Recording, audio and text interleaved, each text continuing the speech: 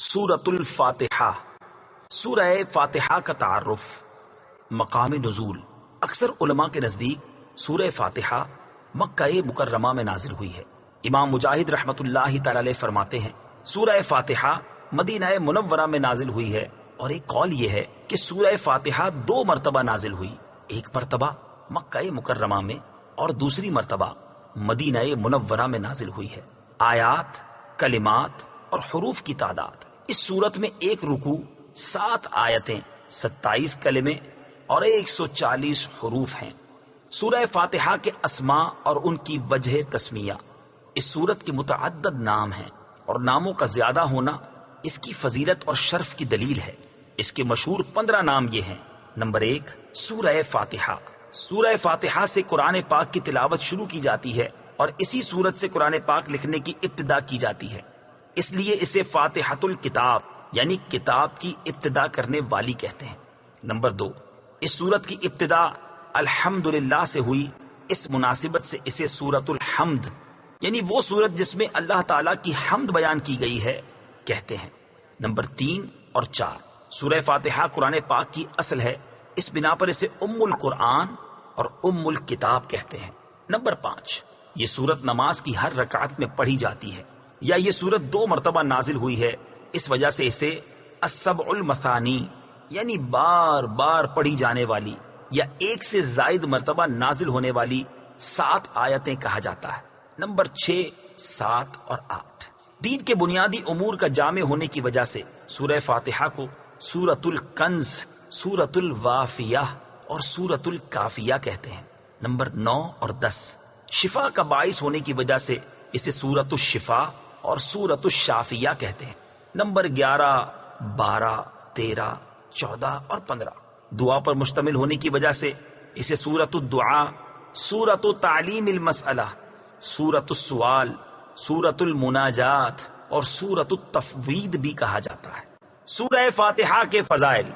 احادیث میں سورت کے بہت سے فضائل بیان کیے گئے، ان میں سے 4 فضائل بیان کرتا ہوں۔ نمبر 1، بخاری شریف کی حدیث ہے، حضرت ابو سعید بن معلا رضی اللہ تعالی عنہ فرماتے ہیں، میں نماز پڑھ رہا تھا تو مجھے نبی کریم صلی اللہ تعالی علیہ وسلم نے بلایا، لیکن میں نے جواب نہ دیا۔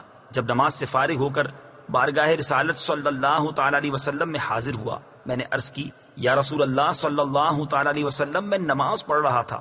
تاجدار رسالت صلی اللہ تعالی علیہ وسلم نے ارشاد فرمایا، کیا اللہ تعالیٰ نے یہ نہیں فرمایا، استجیبوا للہ وللرسول اذا دعاکم، اللہ اور اس کے رسول کی بارگاہ میں حاضر ہو جاؤ جب وہ تمہیں بلائیں۔ پھر ارشاد فرمایا، کیا میں تمہیں تمہارے مسجد سے نکلنے سے پہلے قرآن کریم کی سب سے عظیم سورت نہ سکھاؤں؟ پھر آپ علیہ الصلوۃ والسلام نے میرا ہاتھ پکڑ لیا۔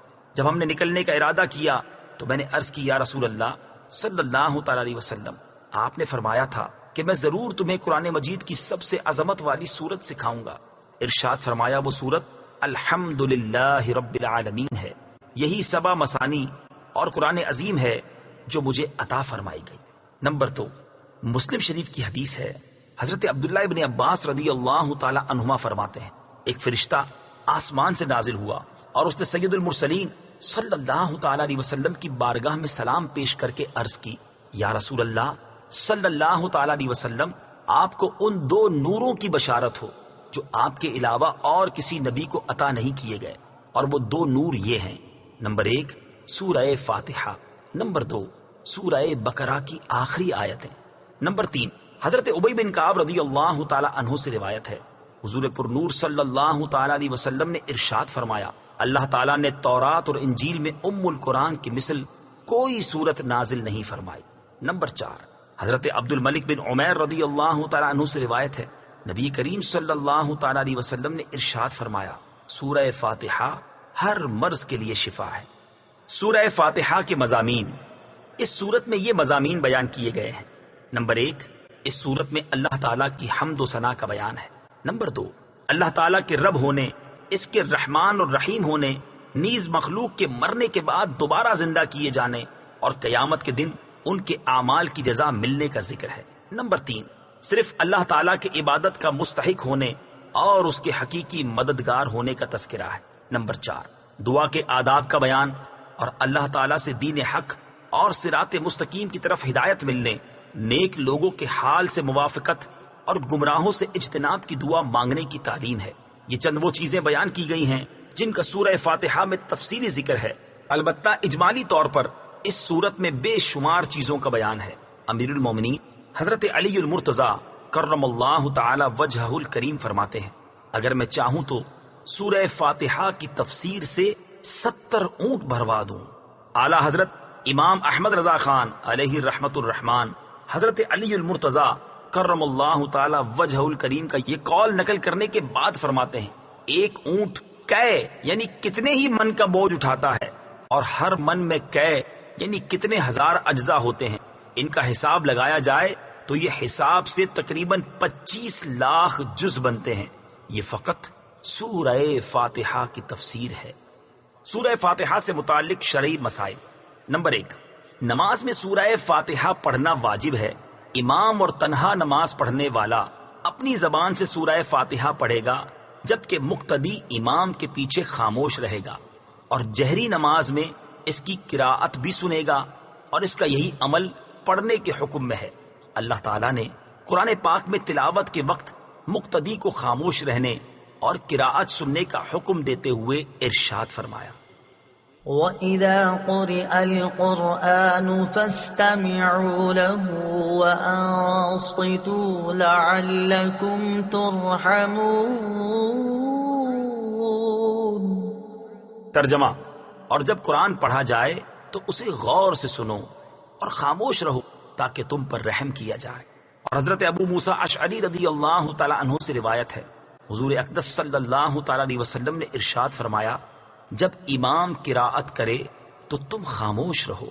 ابن ماجہ کی ایک اور حدیث ہے، حضرت جابر بن عبداللہ رضی اللہ تعالی عنہ سے روایت ہے، نبی کریم صلی اللہ تعالی علیہ وسلم نے ارشاد فرمایا، جس شخص کا کوئی امام ہو تو امام کا پڑھنا ہی مقتدی کا پڑھنا ہے۔ ان کے علاوہ اور بہت سی احادیث میں امام کے پیچھے مقتدی کے خاموش رہنے کے بارے میں بیان کیا گیا ہے۔ امام اعظم کا مناظرہ۔ امام فخر الدین رازی رحمت اللہ تعالی علیہ فرماتے ہیں، مدینہ منورہ کے چند علماء امام ابو حنیفہ رضی اللہ تعالیٰ عنہ کے پاس اس غرض سے آئے کہ وہ امام کے پیچھے مقتدی کی قراءت کرنے کے معاملے میں ان سے مناظرہ کریں۔ امام ابو حنیفہ رضی اللہ تعالیٰ عنہ نے ان سے فرمایا، سب سے مناظرہ کرنا میرے لیے ممکن نہیں، آپ ایسا کریں کہ مناظرے کا معاملہ اس کے سپرد کر دیں جو آپ سب سے زیادہ علم والا ہے، تاکہ میں اس کے ساتھ مناظرہ کروں۔ انہوں نے ایک عالم کی طرف اشارہ کیا تو امام ابو حنیفہ رضی اللہ تعالیٰ عنہ نے فرمایا، کیا یہ تم سب سے زیادہ علم والا ہے؟ انہوں نے جواب دیا، ہاں۔ امام ابو حنیفہ رضی اللہ تعالیٰ عنہ نے فرمایا، کیا میرا اس کے ساتھ مناظرہ کرنا تم سب کے ساتھ مناظرہ کرنے کی طرح ہے؟ انہوں نے کہا، ہاں۔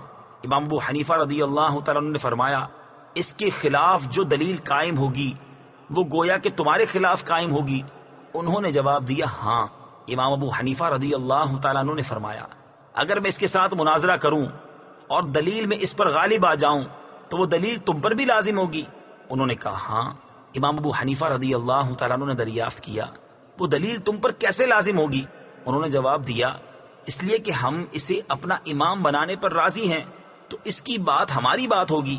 امام ابو حنیفہ رضی اللہ تعالیٰ عنہ نے فرمایا، ہم بھی تو یہی کہتے ہیں کہ جب ہم نے ایک شخص کو نماز میں اپنا امام مان لیا تو اس کا قراءت کرنا ہمارا قراءت کرنا ہے اور وہ ہماری طرف سے نائب ہے۔ امام ابو حنیفہ رضی اللہ تعالی عنہ کی یہ بات سن کر سب نے اقرار کر لیا کہ امام کے پیچھے مقتدی قراءت نہیں کرے گا۔ نمبر 2، نماز جنازہ میں خاص دعا یاد نہ ہو تو دعا کی نیت سے سورہ فاتحہ پڑھنا جائز ہے، جبکہ قراءت کی نیت سے پڑھنا جائز نہیں۔ بسم اللہ الرحمن الرحیم۔ ترجمہ، اللہ کے نام سے شروع جو نہایت مہربان رحمت والا ہے۔ بسم اللہ، اللہ کے نام سے شروع۔ تفسیر صراط الجنان میں اس کی تفسیر کچھ اس طرح ہے۔ علامہ احمد ساوی رحمت اللہ تعالی علیہ فرماتے ہیں، قرآن مجید کی ابتدا بسم اللہ سے اس لیے کی گئی تاکہ اللہ تعالیٰ کے بندے اس کی پیروی کرتے ہوئے ہر اچھے کام کی ابتدا بسم اللہ سے کریں، اور حدیث پاک میں بھی اچھے اور اہم کام کی ابتدا بسم اللہ سے کرنے کی ترغیب دی گئی ہے۔ چنانچہ حضرت ابو ہریرہ رضی اللہ تعالی عنہ سے روایت ہے، حضور پر نور صلی اللہ تعالی علیہ وسلم نے ارشاد فرمایا، جس اہم کام کی ابتدا بسم اللہ الرحمن الرحیم سے نہ کی گئی تو وہ ادھورا رہ جاتا ہے۔ لہذا تمام مسلمانوں کو چاہیے کہ وہ ہر نیک اور جائز کام کی ابتدا بسم اللہ الرحمن الرحیم سے کریں، اس کی بہت برکت ہے۔ الرحمن الرحیم، جو بہت مہربان رحمت والا ہے۔ امام فخر الدین رازی رحمت اللہ تعالی علیہ فرماتے ہیں، اللہ تعالیٰ نے اپنی ذات کو رحمان اور رحیم فرمایا تو یہ اس کی شان سے بعید ہے کہ وہ رحم نہ فرمائے۔ مروی ہے کہ ایک سائل نے بلند دروازے کے پاس کھڑے ہو کر کچھ مانگا تو اسے تھوڑا سا دے دیا گیا۔ دوسرے دن وہ ایک کلاڑا لے کر آیا اور دروازے کو توڑنا شروع کر دیا۔ اس سے کہا گیا کہ تو ایسا کیوں کر رہا ہے؟ اس نے جواب دیا، تو دروازے کو اپنی عطا کے لائق کر یا اپنی عطا کو دروازے کے لائق بنا۔ اے ہمارے اللہ عز و جل، رحمت کے سمندروں کو تیری رحمت سے وہ نسبت ہے جو ایک چھوٹے سے ذرے کو تیرے عرش سے نسبت ہے، اور تو نے اپنی کتاب کی ابتدا میں اپنے بندوں پر اپنی رحمت کی صفت بیان کی، اس لیے ہمیں اپنی رحمت اور فضل سے محروم نہ رکھنا۔ بسم اللہ سے متعلق چند شرعی مسائل۔ علماء کرام نے بسم اللہ سے متعلق بہت سے شرعی مسائل بیان کیے ہیں، ان میں سے چند بیان کرتا ہوں۔ نمبر 1، جو بسم اللہ ہر سورت کے شروع میں لکھی ہوئی ہے یہ پوری آیت ہے، اور جو سورہ نمل کی آیت نمبر 30 میں ہے وہ اس آیت کا ایک حصہ ہے۔ نمبر 2، بسم اللہ ہر سورت کے شروع کی آیت نہیں ہے بلکہ پورے قرآن کی ایک آیت ہے، جسے ہر سورت کے شروع میں لکھ دیا گیا تاکہ دو سورتوں کے درمیان فاصلہ ہو جائے۔ اسی لیے سورت کے اوپر امتیازی شان میں بسم اللہ لکھی جاتی ہے، آیات کی طرح ملا کر نہیں لکھتے، اور امام جہری نمازوں میں بسم اللہ آواز سے نہیں پڑھتا۔ نیز حضرت جبریل علیہ الصلوۃ والسلام جو پہلی وحی لائے اس میں بسم اللہ نہ تھی۔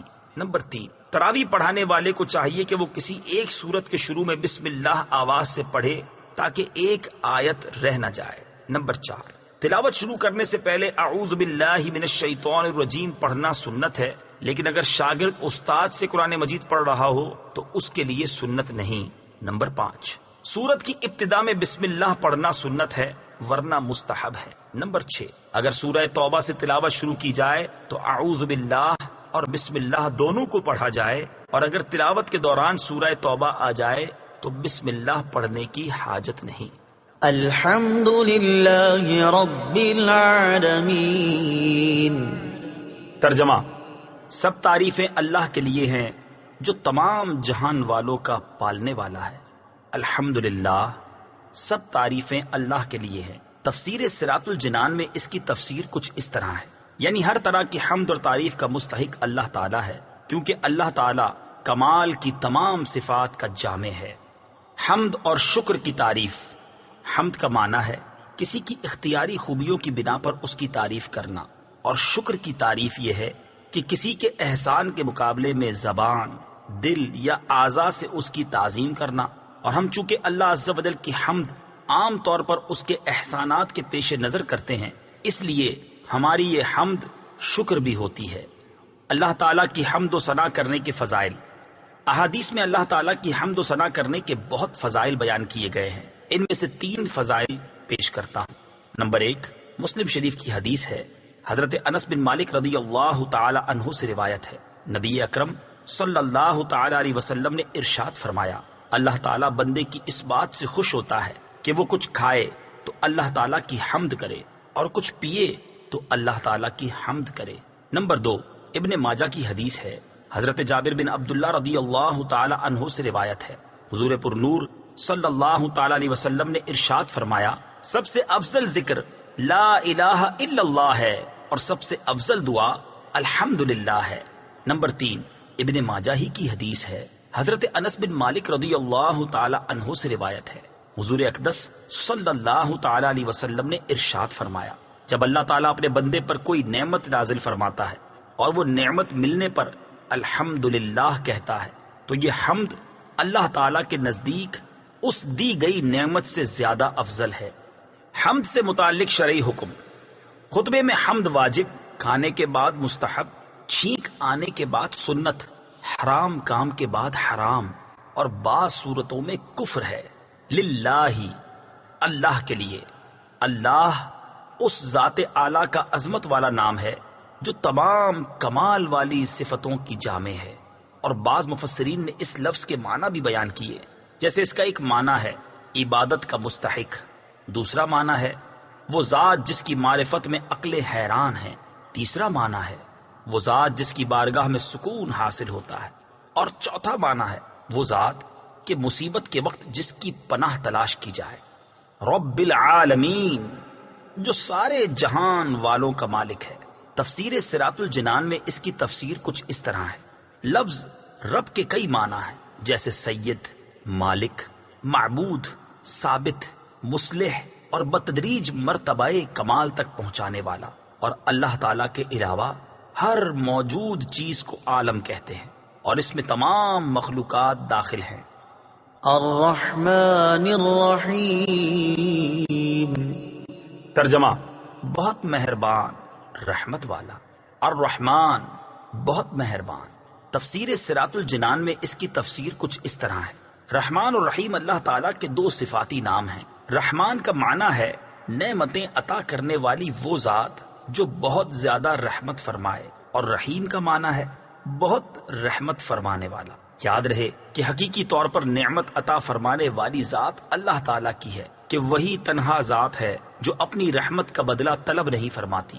ہر چھوٹی بڑی، ظاہری، باطنی، جسمانی، روحانی، دنیاوی اور اخروی نعمت اللہ تعالیٰ ہی عطا فرماتا ہے، اور دنیا میں جس شخص تک جو نعمت پہنچتی ہے وہ اللہ تعالیٰ کی رحمت ہی سے ہے، کیونکہ کسی کے دل میں رحم کا جذبہ پیدا کرنا، رحم کرنے پر قدرت دینا، نعمت کو وجود میں لانا، دوسرے کا اس نعمت سے فائدہ اٹھانا اور فائدہ اٹھانے کے لیے اعضاء کی سلامتی عطا کرنا، یہ سب اللہ تعالیٰ کی طرف سے ہی ہے۔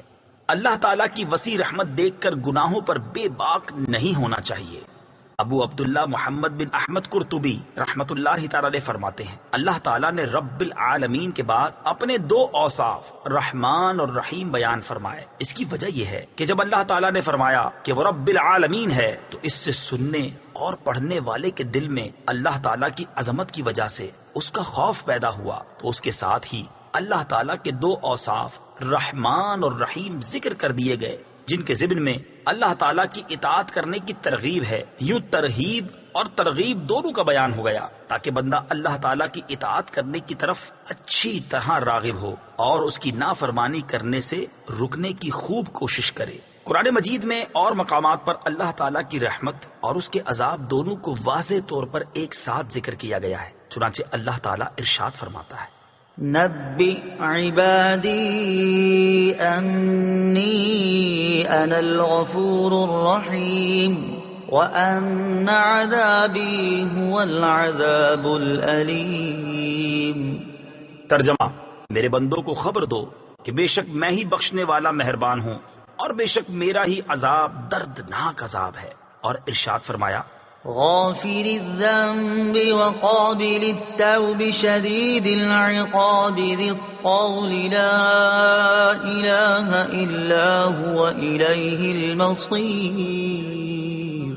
ترجمہ: گناہ بخشنے والا اور توبہ قبول کرنے والا، سخت عذاب دینے والا، بڑے انعام عطا فرمانے والا ہے، اس کے سوا کوئی معبود نہیں، اسی کی طرف پھرنا ہے۔ نیز حضرت ابو ہریرہ رضی اللہ تعالی عنہ سے روایت ہے، رسول اللہ صلی اللہ تعالی علیہ وسلم نے ارشاد فرمایا، اگر مومن جان لیتا کہ اللہ تعالیٰ کے پاس کتنا عذاب ہے تو کوئی بھی اس کی جنت کی امید نہ رکھتا، اور اگر کافر جان لیتا کہ اللہ تعالیٰ کے پاس کتنی رحمت ہے تو اس کی جنت سے کوئی نا امید نہ ہوتا۔ لہٰذا ہر مسلمان کو چاہیے کہ وہ امید اور خوف کے درمیان رہے، اور اللہ تعالیٰ کی رحمت کی وسعت دیکھ کر گناہوں پر بے باک نہ ہو، اور نہ ہی اللہ تعالیٰ کے عذاب کی شدت دیکھ کر اس کی رحمت سے مایوس ہو۔ کسی کو رحمان اور رحیم کہنے کے بارے میں شرعی حکم، اللہ تعالیٰ کے علاوہ کسی اور کو رحمان کہنا جائز نہیں، جبکہ رحیم کہا جا سکتا ہے، جیسے قرآن مجید میں اللہ تعالیٰ نے اپنے حبیب صلی اللہ تعالی علیہ وسلم کو بھی رحیم فرمایا ہے۔ چنانچہ ارشاد باری تعالی ہے، لقد جاءكم رسول من أنفسكم عزيز عليه ما عنتم حريص عليكم بالمؤمنين رؤوف رحيم۔ ترجمہ: بے شک تمہارے پاس تم میں سے وہ عظیم رسول تشریف لے آئے جن پر تمہارا مشقت میں پڑنا بہت بھاری گزرتا ہے۔ وہ تمہاری بھلائی کے نہایت چاہنے والے، مسلمانوں پر بہت مہربان، رحمت فرمانے والے ہیں۔ مالک یوم الدین، ترجمہ: جزا کے دن کا مالک۔ مالک یوم الدین، جزا کے دن کا مالک۔ تفسیر صراط الجنان میں اس کی تفسیر کچھ اس طرح ہے: جزا کے دن سے مراد قیامت کا دن ہے کہ اس دن نیک اعمال کرنے والے مسلمانوں کو ثواب ملے گا اور گناہ گاروں اور کافروں کو سزا ملے گی، جبکہ مالک اسے کہتے ہیں جو اپنی ملکیت میں موجود چیزوں میں جیسے چاہے تصرف کرے۔ اللہ تعالیٰ اگرچہ دنیا اور آخرت دونوں کا مالک ہے، لیکن یہاں قیامت کے دن کو بطور خاص اس لیے ذکر کیا تاکہ اس دن کی اہمیت دل میں بیٹھے۔ نیز دنیا کے مقابلے میں آخرت میں اللہ تعالیٰ کے مالک ہونے کا ظہور زیادہ ہوگا، کیونکہ اس دن کسی کے پاس ظاہری سلطنت بھی نہ ہوگی جو اللہ تعالیٰ نے دنیا میں لوگوں کو عطا فرمائی تھی۔ اس لیے یہاں خاص طور پر قیامت کے دن کی ملکیت کا ذکر کیا گیا۔ ایاک نعبد و ایاک نستعین، ترجمہ: ہم تیری ہی عبادت کرتے ہیں اور تجھ ہی سے مدد چاہتے ہیں۔ ایاک نعبد و ایاک نستعین، ہم تیری ہی عبادت کرتے ہیں اور تجھ ہی سے مدد چاہتے ہیں۔ تفسیر صراط الجنان میں اس کی تفسیر کچھ اس طرح ہے: اس سے پہلی آیات میں بیان ہوا کہ ہر طرح کی حمد و ثنا کا حقیقی مستحق اللہ تعالیٰ ہے، جو کہ سب جہانوں کا پالنے والا، بہت مہربان اور رحم فرمانے والا ہے۔ اور اس آیت سے بندوں کو سکھایا جا رہا ہے کہ اللہ تعالیٰ کی بارگاہ میں اپنی بندگی کا اظہار یوں کرو کہ اے اللہ عز و جل، ہم صرف تیری ہی عبادت کرتے ہیں، کیونکہ عبادت کا مستحق صرف تو ہی ہے اور تیرے علاوہ اور کوئی اس لائق ہی نہیں کہ اس کی عبادت کی جا سکے، اور حقیقی مدد کرنے والا بھی تو ہی ہے۔ تیری اجازت و مرضی کے بغیر کوئی کسی کی کسی قسم کی ظاہری، باطنی، جسمانی، روحانی، چھوٹی بڑی کوئی مدد نہیں کر سکتا۔ عبادت اور تعظیم میں فرق۔ عبادت کا مفہوم بہت واضح ہے، سمجھنے کے لیے اتنا ہی کافی ہے کہ کسی کو عبادت کے لائق سمجھتے ہوئے اس کی کسی قسم کی تعظیم کرنا عبادت کہلاتا ہے، اور اگر عبادت کے لائق نہ سمجھیں تو وہ محض تعظیم ہوگی، عبادت نہیں کہلائے گی۔ جیسے نماز میں ہاتھ باندھ کر کھڑا ہونا عبادت ہے، لیکن یہی نماز کی طرح ہاتھ باندھ کر کھڑا ہونا استاد، پیر یا ماں باپ کے لیے ہو تو محض تعظیم ہے، عبادت نہیں۔ اور دونوں میں فرق وہی ہے جو ابھی بیان کیا گیا ہے۔ آیت ایاک نعبد سے معلوم ہونے والی اہم باتیں۔ آیت میں جمع کے صیغے ہیں، جیسے ہم تیری ہی عبادت کرتے ہیں۔ اس سے معلوم ہوا کہ نماز جماعت کے ساتھ ادا کرنی چاہیے، اور دوسروں کو بھی عبادت کرنے میں شریک کرنے کا فائدہ یہ ہے کہ گناہ گاروں کی عبادتیں اللہ تعالیٰ کی بارگاہ کے محبوب اور مقبول بندوں کی عبادتوں کے ساتھ جمع ہو کر قبولیت کا درجہ پا لیتی ہیں۔ نیز یہ بھی معلوم ہوا کہ اللہ تعالیٰ کی بارگاہ میں اپنی حاجت عرض کرنے سے پہلے اپنی بندگی کا اظہار کرنا چاہیے۔ امام عبداللہ بن احمد نصفی رحمت اللہ تعالی علیہ فرماتے ہیں، عبادت کو مدد طلب کرنے سے پہلے ذکر کیا گیا کیونکہ حاجت طلب کرنے سے پہلے اللہ تعالیٰ کی بارگاہ میں وسیلہ پیش کرنا قبولیت کے زیادہ قریب ہے۔ اللہ تعالیٰ کی بارگاہ میں وسیلہ پیش کرنے کی برکت۔ ہر مسلمان کو چاہیے کہ وہ اللہ تعالیٰ کی بارگاہ میں کسی کا وسیلہ پیش کر کے اپنی حاجات کے لیے دعا کیا کرے، تاکہ اس وسیلے کے صدقے دعا جلد مقبول ہو جائے۔ اور اللہ تعالیٰ کی بارگاہ میں وسیلہ پیش کرنا قرآن و حدیث سے ثابت ہے۔ چنانچہ وسیلے کے بارے میں اللہ تعالیٰ ارشاد فرماتا ہے، یا ایھا الذین آمنوا اتقوا اللہ وابتغوا الیہ الوسیلہ۔ ترجمہ: اے ایمان والو، اللہ سے ڈرو اور اس کی طرف وسیلہ ڈھونڈو۔ اور سنن ابن ماجہ میں ہے کہ ایک نابینا صحابی بارگاہ رسالت صلی اللہ تعالی علیہ وسلم میں حاضر ہو کر دعا کے طالب ہوئے، تو آپ صلی اللہ تعالی علیہ وسلم نے انہیں اس طرح دعا مانگنے کا حکم دیا: اللهم إني أسألك وأتوجه إليك بمحمد نبي الرحمة يا محمد إني قد توجهت بك إلى ربي في حاجتي هذه لتقضى اللهم فشفعه في۔ اے اللہ عز و جل، میں تجھ سے سوال کرتا ہوں اور تیری طرف نبی رحمت حضرت محمد صلی اللہ تعالی علیہ وسلم کے ساتھ متوجہ ہوتا ہوں۔ اے محمد صلی اللہ تعالی علیہ وسلم، میں نے آپ صلی اللہ تعالی علیہ وسلم کے وسیلے سے اپنے رب عز و جل کی طرف اپنی اس حاجت میں توجہ کی تاکہ میری حاجت پوری کر دی جائے۔ اے اللہ عز و جل پس تو میرے لیے حضور صلی اللہ تعالی علیہ وسلم کی شفاعت قبول فرما۔ حدیث پاک میں مذکور لفظ یا محمد سے متعلق ضروری وضاحت اعلی حضرت امام احمد رضا خان علیہ رحمت الرحمان فرماتے ہیں، علماء تصریح فرماتے ہیں حضور اقدس صلی اللہ تعالی علیہ وسلم کو نام لے کر ندا کرنی حرام ہے، اور یہ بات واقعی محل انصاف ہے۔ جسے اس کا مالک و مولا تبارک و تعالی نام لے کر نہ پکارے تو غلام کی کیا مجال کہ وہ راہ ادب سے تجاوز کرے۔ بلکہ امام زین الدین مراغی وغیرہ محققین نے فرمایا اگر یہ لفظ کسی دعا میں وارد ہو جو خود نبی اکرم صلی اللہ تعالی علیہ وسلم نے تعلیم فرمائی ہو، جیسے دعائے یا محمد انی توجہت بکا الی ربی، تاہم اس کی جگہ یا رسول اللہ یا نبی اللہ کہنا چاہیے، حالانکہ الفاظ دعا میں حتی الوسع تغییر نہیں کی جاتی۔ یہ مسئلہ مہمہ یعنی اہم ترین مسئلہ جس سے اکثر اہل زمانہ غافل ہے، واجب الحفظ ہے۔ وَإِيَّاكَ نَسْتَعِينُ، اور تجھ ہی سے مدد چاہتے ہیں۔ تفسیر صراط الجنان میں اس کی تفسیر کچھ اس طرح ہے۔ اس آیت میں بیان کیا گیا کہ مدد طلب کرنا خواہ واسطے کے ساتھ ہو یا واسطے کے بغیر ہو، ہر طرح سے اللہ تعالیٰ کے ساتھ خاص ہے، اور اللہ تعالیٰ کی ذات ہی ایسی ہے جس سے حقیقی طور پر مدد طلب کی جائے۔ اعلی حضرت امام احمد رضا خان علیہ رحمت الرحمان فرماتے ہیں حقیقی مدد طلب کرنے سے مراد یہ ہے کہ جس سے مدد طلب کی جائے اسے بالذات قادر، مستقل مالک اور غنی بے نیاز جانا جائے کہ وہ اللہ تعالیٰ کی عطا کے بغیر خود اپنی ذات سے اس کام یعنی مدد کرنے کی قدرت رکھتا ہے۔ اللہ تعالیٰ کے علاوہ کسی اور کے بارے میں یہ عقیدہ رکھنا ہر مسلمان کے نزدیک شرک ہے، اور کوئی مسلمان اللہ تعالیٰ کے علاوہ کسی اور کے بارے میں ایسا عقیدہ نہیں رکھتا، اور اللہ تعالیٰ کے مقبول بندوں کے بارے میں مسلمان یہ عقیدہ رکھتا ہے کہ وہ اللہ تعالیٰ کی بارگاہ تک پہنچنے کے لیے واسطہ اور حاجات پوری ہونے کا وسیلہ اور ذریعہ ہیں۔ تو جس طرح حقیقی وجود کہ کسی کے پیدا کیے بغیر خود اپنی ذات سے موجود ہونا اللہ تعالیٰ کے ساتھ خاص ہے،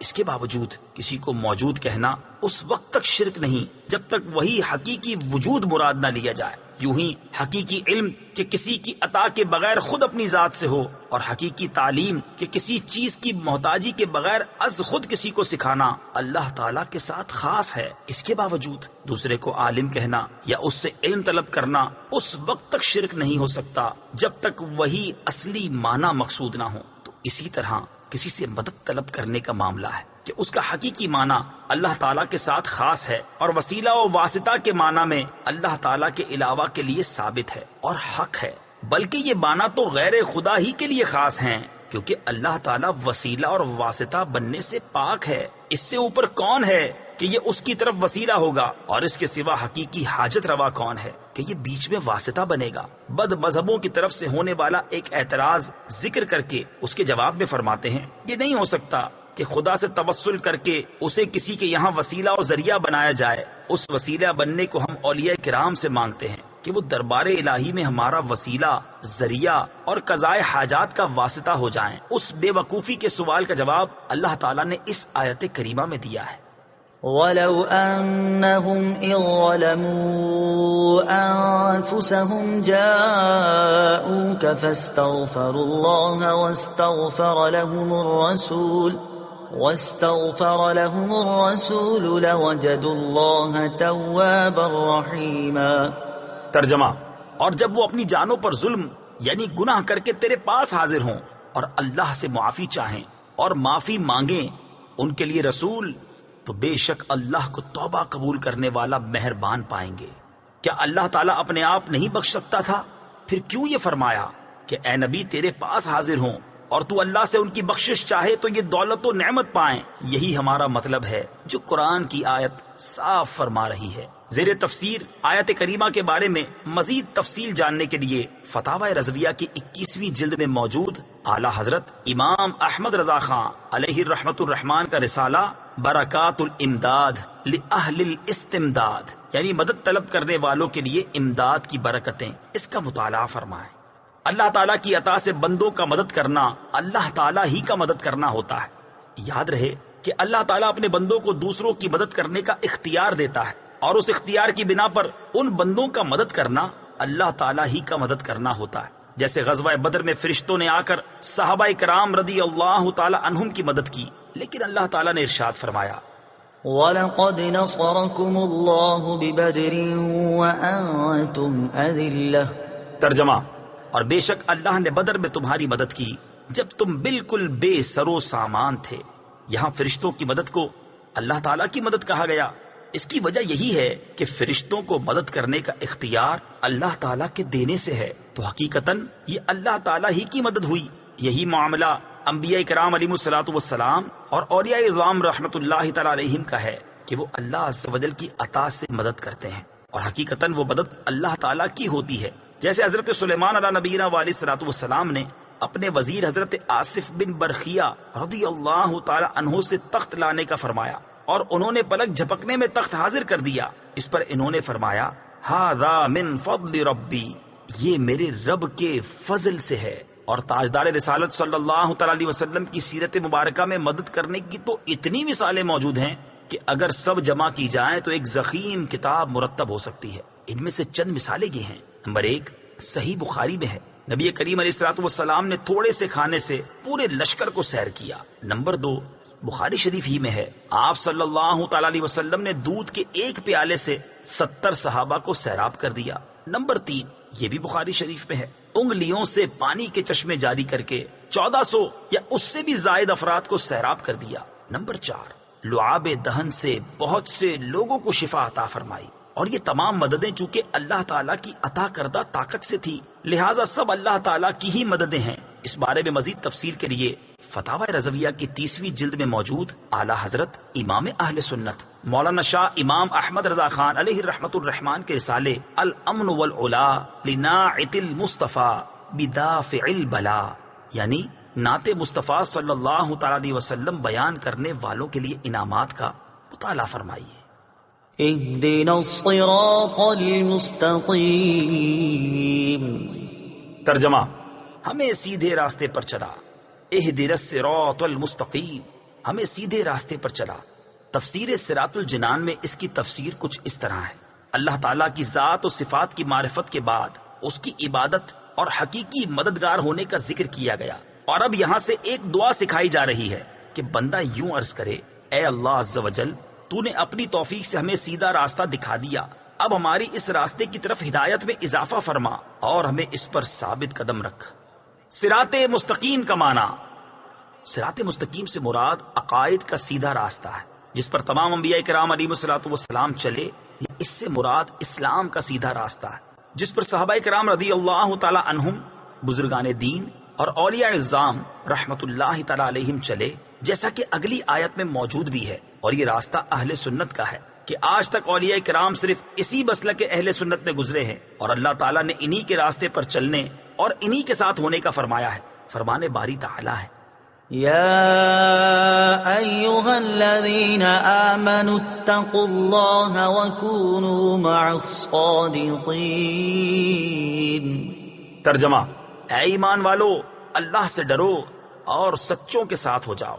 ابن ماجہ کی حدیث ہے، حضرت انس رضی اللہ تعالیٰ عنہ سے روایت ہے، سید المرسلین صلی اللہ تعالیٰ علیہ وسلم نے ارشاد فرمایا، بے شک میری امت کبھی گمراہی پر جمع نہیں ہوگی، اور جب تم لوگوں میں اختلاف دیکھو تو تم پر لازم ہے کہ سواد اعظم یعنی مسلمانوں کے بڑے گروہ کے ساتھ ہو جاؤ۔ ترمذی شریف کی حدیث ہے، حضرت عبداللہ بن عمر رضی اللہ تعالیٰ عنہما سے روایت ہے، نبی اکرم صلی اللہ تعالیٰ علیہ وسلم نے ارشاد فرمایا، بنی اسرائیل 72 فرقوں میں تقسیم ہو گئے تھے، اور میری امت 73 فرقوں میں تقسیم ہو جائے گی، ان میں سے ایک کے علاوہ سب جہنم میں جائیں گے۔ صحابہ کرام نے عرض کی، یا رسول اللہ صلی اللہ تعالی علیہ وسلم، نجات پانے والا فرقہ کون سا ہے؟ ارشاد فرمایا، وہ اس طریقے پر ہوگا جس پر میں اور میرے صحابہ ہیں۔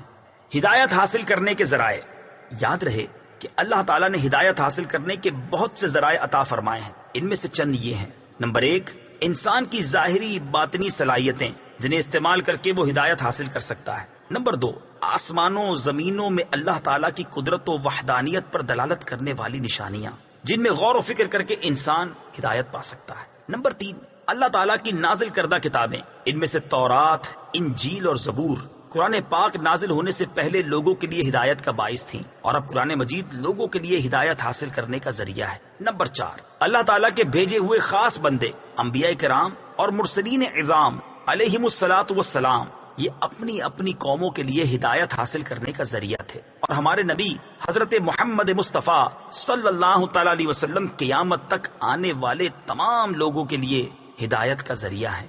آیت اہدنا الصراط المستقیم سے معلوم ہونے والے احکام۔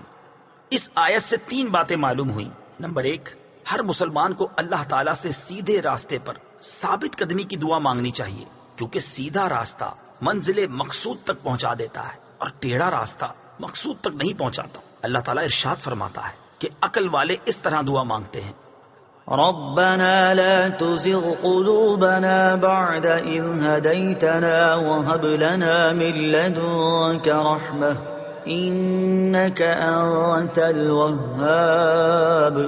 ترجمہ: اے ہمارے رب، تو نے ہمیں ہدایت عطا فرمائی ہے، اس کے بعد ہمارے دلوں کو ٹیڑھا نہ کر اور ہمیں اپنے پاس سے رحمت عطا فرما، بے شک تو بڑا عطا فرمانے والا ہے۔ ترمذی شریف کی حدیث ہے، حضرت انس رضی اللہ تعالی عنہ فرماتے ہیں، حضور پر نور صلی اللہ تعالی علیہ وسلم کثرت سے یہ دعا فرمایا کرتے تھے: یا مقلب القلوب ثبت قلبی علی دینک، اے دلوں کو پھیرنے والے، میرے دل کو اپنے دین پر ثابت قدم رکھ۔ تو میں نے عرض کی: یا رسول اللہ صلی اللہ تعالی علیہ وسلم، ہم آپ پر اور جو کچھ آپ لائے ہیں اس پر ایمان رکھتے ہیں، تو کیا آپ کو ہمارے بارے میں کوئی خوف ہے؟ رسول پاک صلی اللہ تعالی علیہ وسلم نے ارشاد فرمایا: ہاں، بے شک دل اللہ تعالیٰ کی شان کے لائق اس کی انگلیوں میں سے 2 انگلیوں کے درمیان ہیں، وہ جیسے چاہتا ہے انہیں پھیر دیتا ہے۔ نمبر 2، عبادت کرنے کے بعد بندے کو دعا میں مشغول ہونا چاہیے۔ نمبر 3، صرف اپنے لیے دعا نہیں مانگنی چاہیے بلکہ سب مسلمانوں کے لیے دعا مانگنی چاہیے کہ اس طرح دعا زیادہ قبول ہوتی ہے۔ صراط الذين أنعمت عليهم غير المغضوب عليهم ولا الضالين۔ ترجمہ: ان لوگوں کا راستہ جن پر تو نے احسان کیا، نہ کہ ان کا راستہ جن پر غضب ہوا اور نہ بہکے ہوئوں کا۔ صراط الذین انعمت علیہم، ان لوگوں کا راستہ جن پر تو نے احسان کیا۔ تفسیر صراط الجنان میں اس کی تفسیر کچھ اس طرح ہے۔ یہ جملہ اس سے پہلی آیت کی تفسیر ہے کہ صراط مستقیم سے مراد ان لوگوں کا راستہ ہے جن پر اللہ تعالیٰ نے احسان و انعام فرمایا، اور جن لوگوں پر اللہ تعالیٰ نے اپنا فضل و احسان فرمایا ہے ان کے بارے میں ارشاد فرماتا ہے: وَمَن يُطِعِ اللَّهَ وَالرَّسُولَ فَأُولَئِكَ مَعَ الَّذِينَ أَنْعَمَ اللَّهُ عَلَيْهِم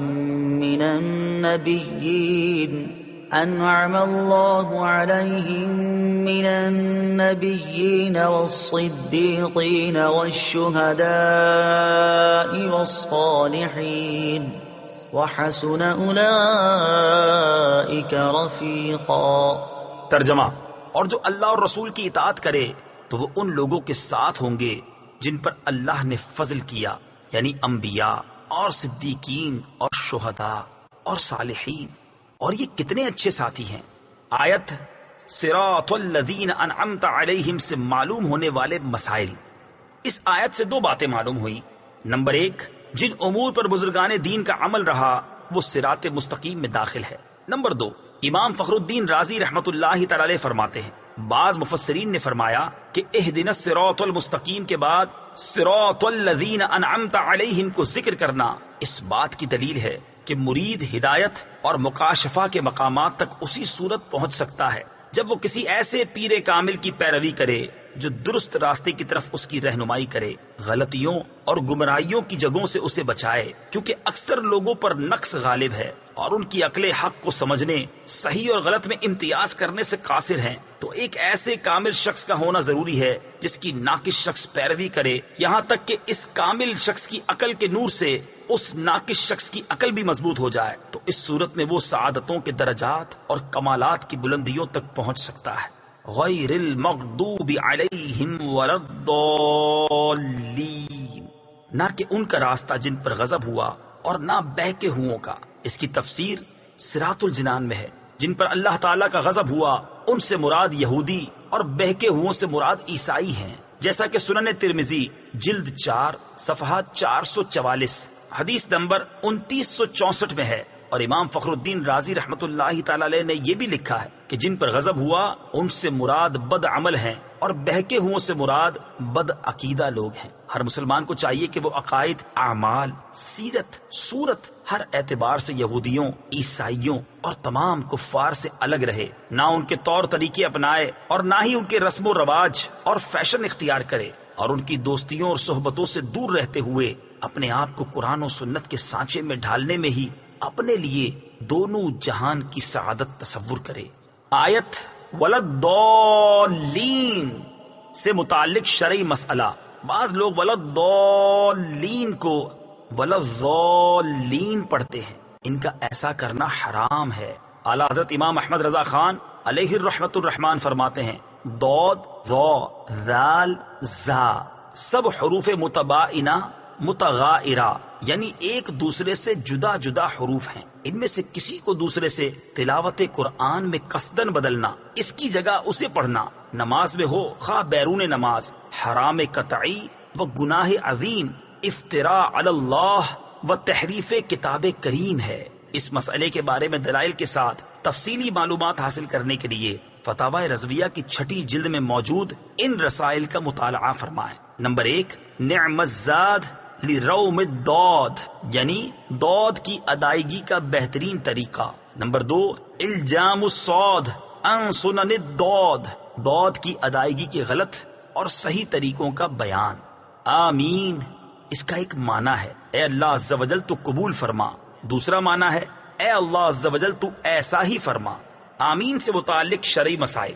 نمبر 1، یہ قرآن مجید کا کلمہ نہیں ہے۔ نمبر 2، نماز کے اندر اور نماز سے باہر جب بھی سورہ فاتحہ ختم کی جائے تو اس کے بعد آمین کہنا سنت ہے۔